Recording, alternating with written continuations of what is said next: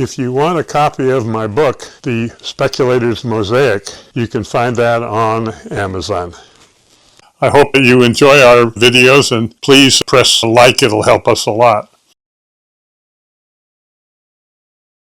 I have for considerable time been concerned about how the current low interest rates, pretty much around the world, cannot continue to stay as low, but should be rising. And if there's one country that is the most vulnerable to a rise in interest rates, I think it has to be Japan. Why is that? Well, because for so many years, Japan had not only not high inflation, but no inflation at all, or even a deflation. And of course, that kept their interest rates very low, and they used those low interest rates to borrow enormous sums of money by the national government and pay very little because the interest rates were so low.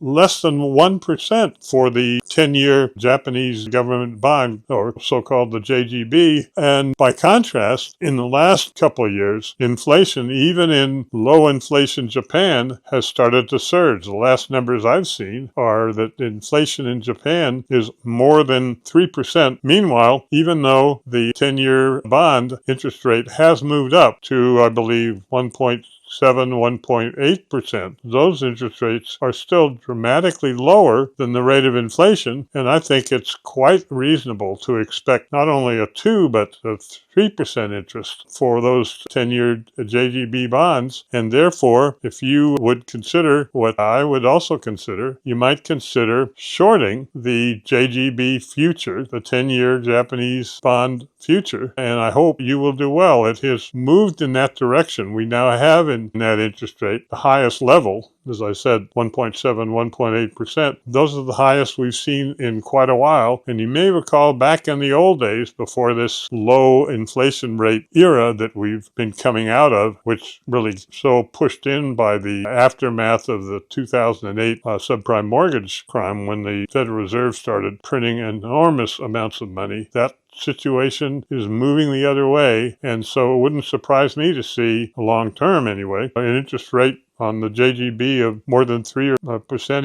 even more. And so therefore, don't think that the rise in interest rates in Japan is over. A final matter I should mention is what's called the carry trade, where because interest rates in Japan were so low, foreign investors would buy those bonds because the interest rate would be so low, and then switch the money that they borrowed to other investments elsewhere, where interest rates, for example, in the United States, the U.S. Treasury bond interest rates were so much higher than those in Japan that you could make a spread by arbitraging that difference. And that's now changing. People who have that carry trade are panicking by what the higher interest rates in Japan mean, and so that would be another factor that could push interest rates in Japan and therefore the price of the JGB lower to a considerable interest as well, and so therefore consider shorting the JGB.